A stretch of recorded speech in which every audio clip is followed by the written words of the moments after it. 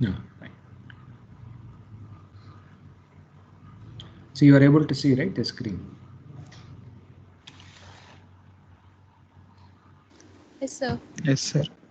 So you see, so what we were discussing in our last class was this analytical. Okay, so this is what we were looking at. Okay. So from mechanics point of view, say, so here also, we can simulate, the ground motion or whatever you see by using whatever mechanics, okay. So the continuum mechanics equations we have written. So finally, the continuum mechanics equations gives rise to wave equations. So four wave equations are there. So one is for P wave kind of thing, that is a phi. Okay, then we have three shear equations will be there. So you can write hx, hy, hz, or in that paper he has used psi x, psi y, and then psi z, and these are all decoupled, the equations. Okay, so these are the things which we have seen, and then finally say, so what is the most important thing? Now, see in the dynamics or any, whatever you are solving, so the most important thing, in whenever you are solving these type of problems is what we said in the last class. If you want to find out the response, say the seismic response or whatever, the most important thing is you have to find out Green's function. so Green's function. Okay, so this is the most important step in any dynamics problems. Okay, so in structural dynamics also we call this as influence response function. Then if it is a static problem, so influence function, so like that we know. So Green's function is nothing but your response, okay, to concentrated load.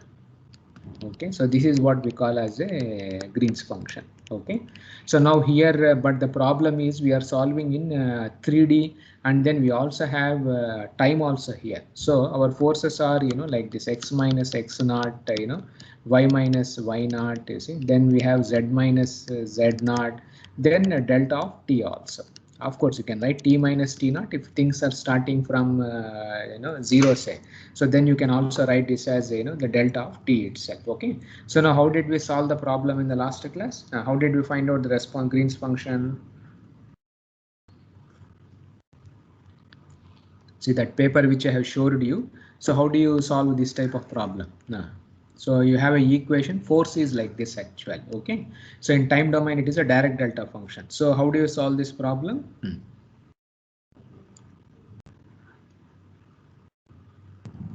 Let's solve for constant load throughout the area and then do inverse for it. So finally you see, so this is in time domain. Okay, and spatial time domain. So we go to wave number frequency domain. Okay, so wave number frequency domain, if you go, say, the main advantage is what is the the Fourier transform of a direct delta function. So it is all exponentials will be there. Okay, ik y you followed, right, I omega t. So like that you see we have these type of terms are there. So so because in time domain if it is a concentrated, say in the spatial or that domain, you will have a constant this one. So what we try to do is you find out for this type of load actual. Okay, so which is acting wherever you like, and then you solve the problem act. So that was what we discussed in our last class. Okay, so this paper, so here we have written, so to find out for concentrated, say, so we do like this actually. Okay, so we assume the load is something like this. So e to the power of I k x x k y y plus omega t. So it's a Fourier transform is anyway a direct delta function only. So we assume this type of load. So 8 boundary conditions and then 8 con. Now here also one more important thing which you have observed is so when we solve this 3D problem, say, so the load is like this. Okay, so this is my 3D. So now here the load is acting basically along some plane or whatever. Anyway, we are doing for concentrated, so we have taken like this. Okay, so how did we solve the problem? So what we have done here is, we split this into two problems actually. One is above the source, another one is below the source actually. Okay, above and below. So we wrote the solution, above and below as, so like this actually. Okay, so this is z is less than z naught. That means, above the source. So we will be having plus I nu plus I gamma z minus z naught. Now when z is more than z naught, so then you can see, so here the sign is minus minus minus will be there. So the meaning of this expression is so this is upgoing wave, so the waves are going up, here the waves are going down itself. So that is how you see the I the nu or I gamma, so negative will be there, here it will be positive kind of waves will be there in the z direction. Okay, so that is the meaning of this expression. So we have written the solution like this: upgoing wave, downgoing wave. It is basically, and how did we incorporated the load? Nah. How we are solving for the load? So here what is that we assumed at this junction at z is equal to z naught, say what are our boundary conditions? What is that we assumed? Load is represented as Stress discontinuity. Stress discontinuity. Okay, so we have assume it as stress discontinuity, and then we solved our constants. So you will get that 8 constants are there, so 8 boundary conditions say. So you can find out for each and every load itself. And if you solve, right, you will get all the constants a1, b1, b2, b3. So now once you have got all the constants, say, now to find out for impulse, you simply take the Fourier transform. So you multiply whatever constant e to the power of ik x x x naught, because the load is acting at x naught, y naught, z naught. So you do this calculations, say. So automatically you will get these constants, the new constants for the impulses. So unit impulse applied in z direction, x direction, say. So you get all the constant itself. So now this is how you can find out for this. So this solution is valid for infinite medium basically. Okay, so whatever constants are, that's infinite medium. Now our problem is because we have to solve for semi-infinite basically. So earth surface, so we have a medium where there is a boundary on the top, that is at this place. So we have a boundary here, so the load is applied here. Okay, so now we have a boundary. So now what happens near the boundary? So this boundary, say what happens, you have a boundary like this, so your upgoing wave will go like this actually. So now what happens when upgoing wave goes upside, when it encounters with the boundary? What is the definition of boundary in our mechanics? Stresses will be 0. No, generally boundaries, how do we represent in mechanics? No, so you have to put a boundary condition. Okay, so what type of boundary conditions are there? I would have studied in advanced structural mechanics, right? Generally boundary conditions are 2 things will be there. What are those 2? You have to write in terms of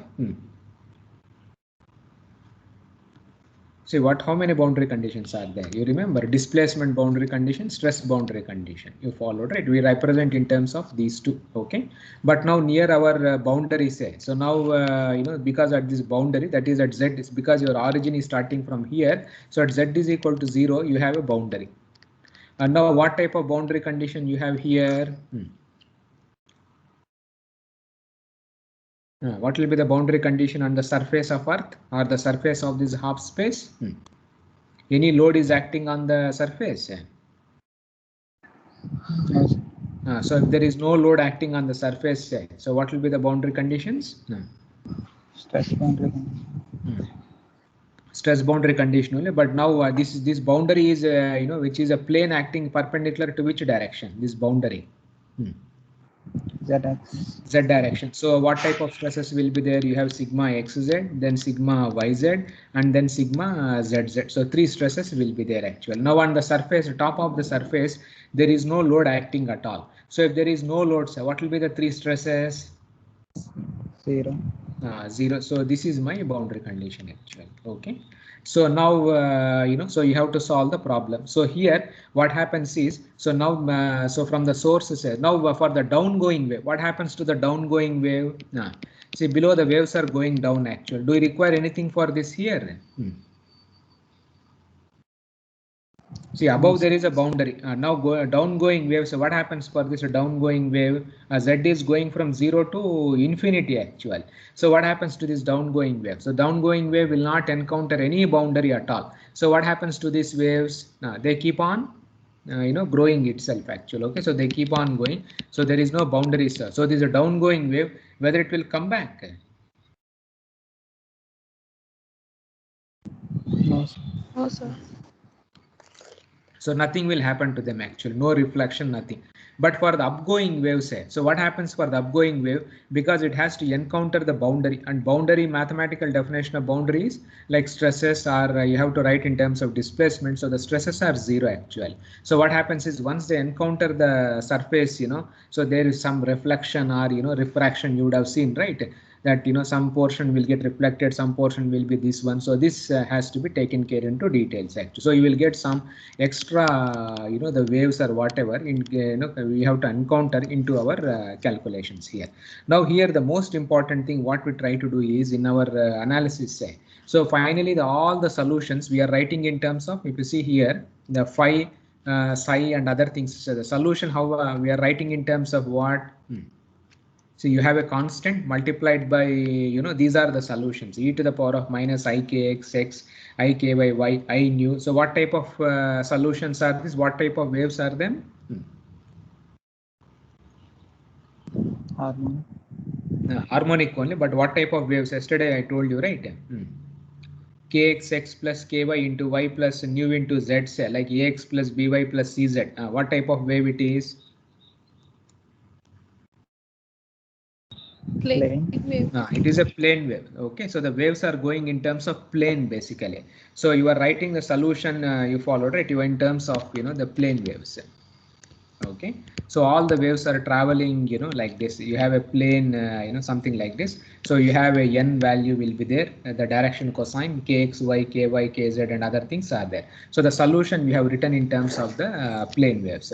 So now here the most important thing here is, so now here if you see any plane say, so now you will be having you can rotate your coordinate system say. So right now this is my coordinate system x, and this is my y, and this is whatever you say z or whatever. Then we have this the y here. Okay, so this is my coordinate system. Now in this coordinate system say, so your plane is inclined basically. Now if I rotate my coordinate system like this basically, okay, so like my x new x say, x also the new x dash y dash actually. So I rotate my coordinate system something like this as z dash, and then something like this, okay, y dash or whatever. So now what happens here when I rotate the coordinate system? See, originally my coordinate system is an xyz, and my wave is a traveling inclined wave, something like this actually. Okay, the wave is like this. Now what I am trying to do is I am rotating my coordinate system in such a way that the one coordinate say it matches with the normal direction, and other two something like this perpendicular to this plane, and then something like this. So this is how you say I have rotated my coordinate system. So once I rotate like this say, now what happens? So what happens? What happens to your stresses? No. So new stresses will come. So what happens to sigma x dash this one, then a tau x dash y dash, and then tau you followed it z dash or whatever, say x dash and z dash this one say. Now what happens when you have rotated in x dash y dash z dash coordinate system? So what happens is your x dash say, so the automatically one coordinate will coincide with the normal stress. The other two will be more or less like a shear stress kind of thing itself. So this is a very important transformation. So when you do this transformation, say your complete 3D problem, your three-dimensional problem can be broken into two separate problems actually. One we call as a plane strain. Okay, it is something like this. So you can see. So what we have done is like this. So this is my plane say. Okay.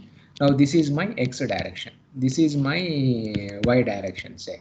So this is my z direction. Okay. So this is my plane. So now this is a plane wave, and the coordinate system is also exactly oriented like this. I will call this as x dash, y dash, and z dash say. So now this is a plane wave, and I have rotated my coordinate system also into like this. Now this problem can be splitted into two problems actually. One is x dash, y dash plane. Okay, and other one is z dash is treated as a separate actually. So now this x dash y dash say, so this we call this as the plane strain. Okay, and other one is anti-plane strain, we call this one. So automatically when you do these transformations, automatically it happens. So this anti and or sometimes this plane strain we also call this as a PSV problem. Okay, and this is a SH problem. SV stands for shear vertical, and SH stands for is a shear horizontal waves. Okay, so these are some terminologies. So PSV and then you see SH. So what is that we are trying to do? So in general, my planes will be complex. So you will have several variety of plane waves. So their plane will be something like this. So instead of working in X dash, Y dash, Z dash, this type of X, Y, Z coordinate system say. So what we are trying to do is we are rotating our coordinate system such that one will be perpendicular to the plane, other two will be parallel to the plane say. So then what happens is I can split this problem into two separate problems itself. So then your complete 3D problem say can be split it into two-dimensional problems. One is a plane strain, other one is an anti-plane strain. So that is what we try to do here to simplify our the analysis. Okay, so now if you see this transformation say, so here he has given nicely. Now, so now what happens is so these are the stresses. Now, so if you go down so this is a transformation you see he has done here, you followed. So the transformation is like this. So you can see here, so this is my plane wave, this is my the exact plane wave. So this is this arrow shows the perpendicular to its plane. So you have an inclined plane say. So now what we are trying to do is so my original coordinate system is X is here, then Y is here, then Z is here actual. So now what we have done is I have rotated my coordinate system by with theta. So I have a new X dash, then I have a Y dash, and of course with respect to Z it is perfectly this one say. Now this problem can be split into X dash, Z dash actual, that is one coordinate system. Then Y dash is perpendicular to this X dash, Z dash coordinate system. So Y dash we call this as the SH wave, and then X dash is Z dash say, that is your plane strain kind of thing itself. So if you do this transformation so he has given the expressions here. So I have two coordinate system. Originally it was X, Y, Z. Instead of writing in terms of X, Y, Z, so we are writing in terms of X dash, Y dash, and then Z coordinate system. So this is a a decoupling which you can solve in 3D also, but this is more physical, and then it's very easy to do for layered and other kinds of problems itself. So now instead of writing for phi, psi1, psi2, psi3 kind of thing, we will write in terms of phi, that is a into e to the power of ik x dash minus x naught dash plus I knew this expression. Then I have psi sv, that is a shear vertical. Then we have the shear horizontal itself. So directly you can write in displacement, or you can write in terms of potential itself. So you can split the problem into two separate the problems itself. So that is the advantage you see of this transformation. So what here we have done is for each and every wave say. So now what is that you have to do? So what is that we have done here? So this is my in inclined plane. So some complicated thing is like that. So what we are trying to do is every time we are rotating my coordinate system and then splitting the problem into 2D, and then you solve the solution. So this has some advantages in practice. Okay, so now this is what he has done, the transformation, gamma by kx, psi1, psi2, then b also say. So we are having a, b1, b2, b3. So now we have the constants like this. A, b, b is kx by k into b2 minus ky by k into b1 itself. So we will get all the constant itself. So this angle cos theta is kx by k and ky by k itself. Now so now finally you see we have only the we had some four potentials was there. So that is phi. Previously we had the phi, then psi x or whatever, psi y, then psi z. So these are our potentials originally. Now what we have done is we have splitted this into two problems. One contains phi and then psi sv. Okay, so this is one combination. Other combination is psi sh, or anyway one potential is there, or you can directly write in terms of displacement itself actually. Okay, so uy sh kind of thing also directly you can write. So now here so these are the waves actually. So now all these waves are traveling towards the surface. So when a wave goes here say, so you will see this reflection, and because on the top of the earth say, so we had x dash z, and then sigma y dash z, and then sigma z z say, they are all zero the stresses. So because it is a free surface say, so what happens is you will see all kinds of reflections.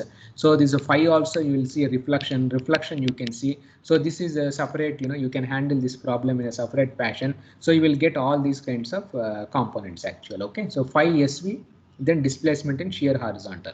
So now this will give rise to four type of waves actually. That is, one is a phi dash, other one is psi dash, then phi double dash, and then psi double dash actually. So 4 waves will come. So the meaning of this expression is like this. Initially we had a phi and psi SV. Okay, so they are going to the surface. So from phi say we get two things actually. One is phi dash, other one is phi double dash, and then psi SV say. So this also gives rise to psi SV dash, and then psi SV you see double dash actually. Two terms will be there. So now the interpretation is like this. So if we see this expression, say A dash, B dash, A double dash, and B double dash, we write here. So A dash is basically PP. These are the constants which we have to find out. PP times A. Then B dash is a P into S. So we have this SP, then SS kind of thing we have. So the meaning of this expression is like this. So P stands for P wave. Okay. Then S stands for, you see, the S wave. Now PP say. So PP means, a P wave converted into P wave. So it is converted as a P. So P to P conversion. Then PS say, the meaning of this is P wave, initially it was a P wave, but due to the reflection say converted to S wave actually. Okay, so P wave has become like a S wave. And then SP say, so SP means, a shear wave converted to P wave. Okay. So this is what we call as mode conversions also. So because of the free surface, P wave becomes as a S wave also. Then shear wave also, there is a chance that it can become as a P wave. Then similarly SS is there. So S wave means, so S converted to S. Okay, so these are the the names actually, which the notations which we try to do, which we use in this system actually. So now these are what we call as reflection coefficients also. So PP, PS, SP, and then SS is same. So we also call them as reflection coefficients.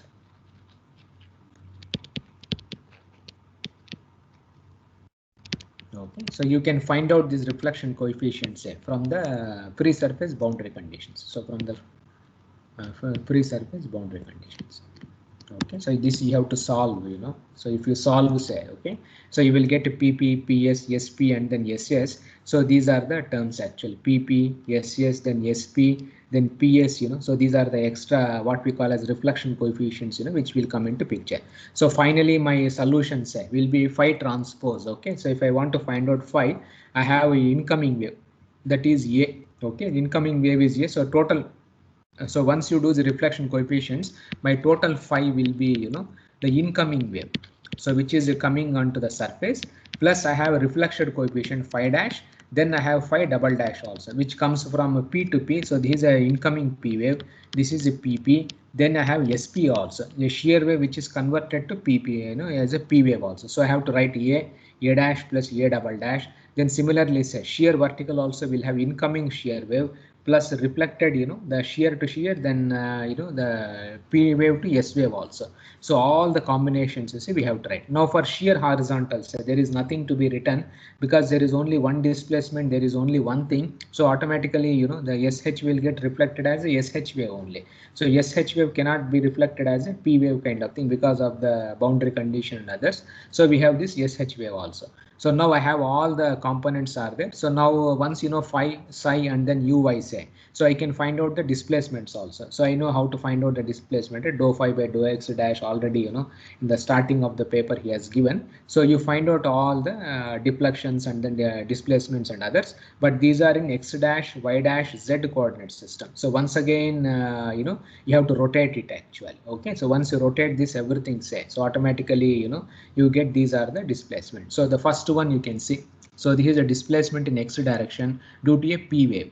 Then this is a displacement in y direction due to P wave, z direction due to P wave. Then similarly shear vertical, then shear horizontal, all kinds of components will be there. So finally, my the Green's function say, that is a impulse, and that is a response to a unit impulse. So I have to sum up all these contributions. So Ux will be, so I have a combination from Ux phi transpose plus ux which is coming from shear wave, then ux coming from shear horizontal also. So I have to sum up all these individual contributions here itself. So finally I will get this displacements actual. Okay, so which we are called them as you see the Green's functions or whatever.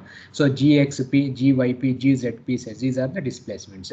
So this is gxp, this is basically it looks like a tensor. So it is nothing but displacement in x direction for a load acting in direction p, because the load also can have x, y and then z itself. So you have to find out all the three displacement itself. Okay, so this way you can find out all these terms itself. So so finally say, so you integrate it and then you will get this Green's functions. Then as already I told you, generally earthquakes say, so earthquakes means what type of load they are. So long back I told you, right, seismic sources. How do we represent seismic sources? What is the seismic source? Long back we discussed about movement magnitude and others also. Seismic means what type of load will be there? Displacement. Displacement will be there, but what did we say? How did we get the movement magnitude? So you remember the movement magnitude we have discussed long back. That is comes from area into slip. Rupture area into that slip, that means m naught actually. So mu into a into d. Okay, so basically we have the seismic movement, and this is what they call a seismic movement tensor also. It is basically a tensor because it is a couple, right? You can have a variety of things will be there.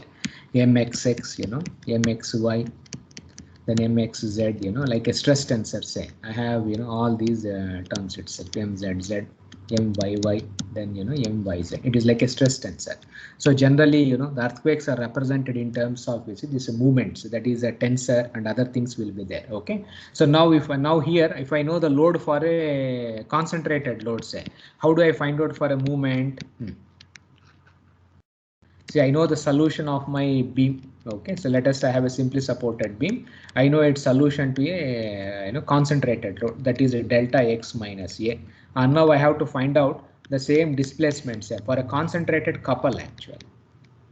So I have a couple here, which is acting here. So now how do I find out? Now from the displacement these two couple, I know the displacement for this, that is u. Now I want to find out displacement for a couple. So how do I find out from this to this?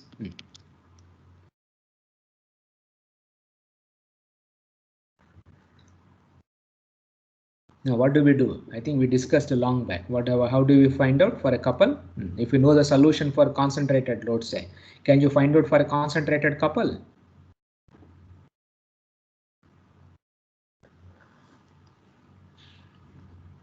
See, how do you represent concentrated movements? In mechanics, how do you represent concentrated movements? Do you have anything like a concentrated movement? See, in mechanics, can you apply a concentrated movement? In mechanics.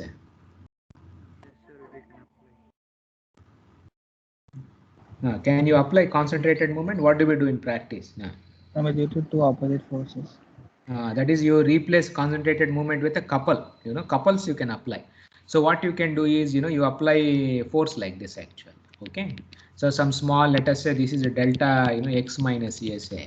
So this you write as a delta x minus you say some x a plus epsilon actually. Okay, and let us say this distance is epsilon. So what we try to do is so delta x minus a plus epsilon you followed, right, minus a delta x minus a you followed. So now already the solution for delta x minus a from this Green's function. Okay, so now I know the response for this. So what you can do is, so this you can write this as delta x minus a plus epsilon, say delta x minus a you can write, and let us say you divide this by epsilon and above also by epsilon, say. Okay, so limit epsilon tends to 0. Okay, so this becomes epsilon anyway is your lever arm, and let us say this value is unity.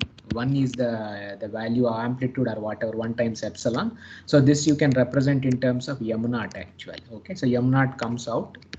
So limit epsilon tends to 0. Okay, so delta x minus a plus epsilon minus delta x minus a by epsilon. What is this value? I can write this as m naught into what is this value? So delta x minus a plus epsilon minus a delta x minus a divided by epsilon, and limit epsilon tends to 0.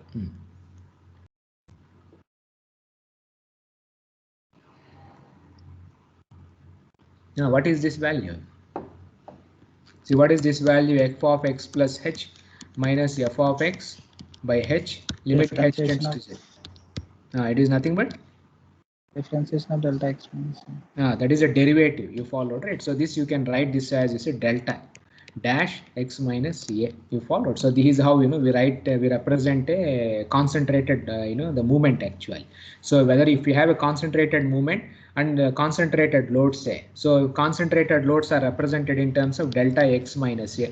So derivative of the direct delta function will give you the concentrated movement or the couple kind of thing. So the same concept can be used here also. If I know the solution for displacement, say, due to a concentrated load, so if I know the displacement for this is u, okay, u of x, say. Now for concentrated couple, what will be the solution? What do you have to do? You know already the answer for concentrated load. How do you find out for concentrated movement acting at the same place? You have to simply Differentiate. That's all. You followed. So that is the only thing you see which you have to do. Okay. So the same concept can be used for seismic movement also. So now already you know the Green's functions. So gxx, or gxp, like that, right? Here the notation has been used, gyp, then gzp he has written here. So these are the Green's functions for the load acting in p direction. So p is the direction. Okay. So the meaning of gxx is the meaning is displacement is also x direction. The force is also acting in x direction. Suppose if I write gxy, so the meaning is displacement is in x direction, but load is acting in y direction. So that is the meaning of this, the expressions here. Okay, so that is how we have to interpret here. So now what happens is, so if you want to find out for the moment tensor, say, so simply, you have to differentiate actually. Okay, so here he has taken a typical moment tensor. He has done for only one point source. So he has a moment tensor which is, like this. Okay, so so this is a movement actual double, mxz is because movement is a tensor, so it is also like a stress tensor. So sigma xz is there, so sigma zx also will be there. So you have a couple like this. You can see two arrows in x direction, two arrows in the z direction also. So this is mxz. So if you want to find out the displacement, you have to simply differentiate it only. So dou by dou z naught into gxx, dou by dou x naught into gxz. So this is displacement ux. Then similarly say uy and uz, so you have to simply differentiate them, and then you get this the displacement for these movements also. So this way you can compute, and then so finally you see, so these are the displacements at the surface, because we are interested in calculating displacement at the surface of the medium. So if you substitute z is equal to 0, say, you will get displacements, and finally so these are the solutions which he has given in this paper actually. Okay, so all of you, what to do is you do yesterday I hope you would have started your derivation. So you please derive these terms also. You can derive the expressions for pp, ps, sp. You try. If there is any problem, we will discuss in the next class also. So your assignment is you have to derive. Okay, it is a coefficients, sp, pp, ps, the reflection coefficient. Very straightforward. You take the potentials, you do the boundary condition, sigma, that takes zz, sigma xz, then sigma yz is equal to 0. So you will get the expressions for sp, pp, and then ps, and finally say, so you derive this expressions also. Okay, gx, gy, gz, and other things also. So finally these are our displacements actually. Okay, for a double couple also, we have given also. Okay. So now these are the expressions. So now you can plot these functions also in MATLAB. So this paper, say whatever paper I have sent you, there is another part 1. So this paper is part 1 they have given. There is another part 2 also, which I will send you, which we can download the paper also. So there, this second part, so he has plotted the Fourier, the amplitude spectra. That is these terms he has plotted. Okay, that is a G, these expressions he has plotted. Oh. I think here it's yes. So these terms he has plotted gx bar, then gy bar, then gz bar, say. So these terms he has plotted as a function of kx, ky, omega. So you will get some nice, the plots will be there. So I suggest all of you please, plot these functions also. Okay. So your next assignment is going to be, you just follow this paper, you derive these expressions, then you plot them in MATLAB. These expressions already he has given in this paper, and then you give some inferences. You see what you are going to observe from these terms also. Okay. So this is going to be your next assignment. So now the main what is the main advantage of this paper? So this paper, what you have, it has given you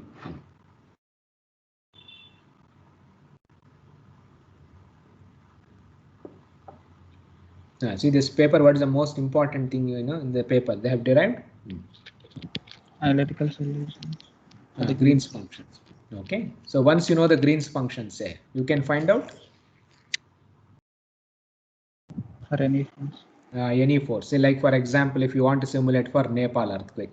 See Nepal earthquake, if you see in Google, no, they have given the slip model basically. They say that Nepal earthquake, I think dimensions are some 50 kilometer by 40 kilometers. Say so this much amount of fault has broken actually. So what you can do? So you divide this into. So you divide this into so many small subfaults are the small point sources. So now this each of this one, the how much is the slip, and then how much is the area, and how much is the shear mod rigidity. Anyway, it's a metal property. You can find out m naught actually for this small force. For this small force, you can find out the m naught, and then this whole subfault say you replace with concentrated for movements actually. Okay. So now for a concentrated movement, say already the solution which is given, analytical solution is given in this paper, say. So now you find out for, let us say I want to simulate at Kathmandu city. So Kathmandu is somewhere here. So for this city, say I will find out from this one. Then I will find out from this also. So I will get several Green's functions. The first Green's functions will be like this. Plus I will get another also. So depending on the distance, the waves also will come, delay or whatever here. So I will get all these waves basically. Okay. So now the final solution will be. So I will get so many solutions here. If there are 1000 point sources, say for each point source, you simulate from this method, and then the final solution will be just a summation of all these individual things itself. So if you sum it up, you will get the final solution actually. So this way also analytically you can find out the ground motion. You can even simulate also. And what is the advantage of analytical simulations is so you will know what is the time of arrival also.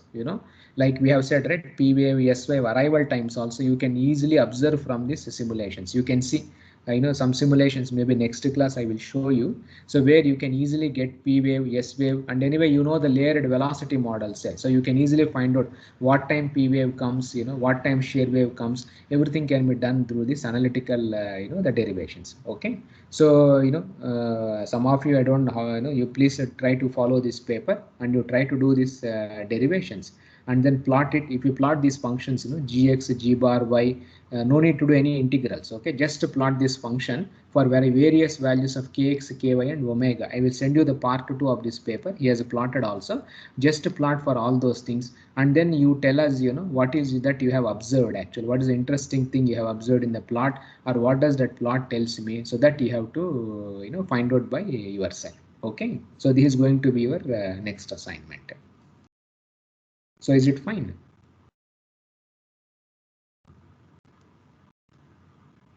Now, see, and the lamps problem also you have seen my lecture, right? The previous the online lecture.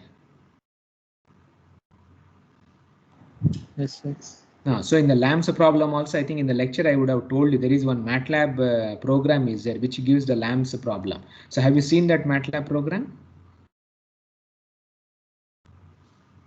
See, what is that lamps problem? See that lamp, what he has done is, he has a same half space is here, but where is the load acting in lamps problem?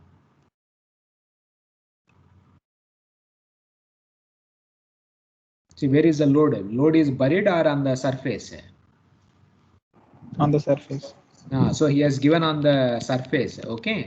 I also showed you there is a MATLAB program, right? I think in the video it may be there. There is a MATLAB program available in online for the lamps problem. So you can download that program and you can plot it also, like what will be the displacement and others also you can easily find out. But there the load is acting on the surface. But now for this paper, say the load is not acting on the surface, it is acting buried, you know, at a depth of z is equal to z0 or whatever. So there is a difference between these two. Okay. So I will send you the part 2 paper which contains only numerical simulations. So all of you, what you do is you just plot all these functions, you nicely do the derivation, the missing steps, you know, you can do the derivation and then you see you submit it as the next assignment. Okay.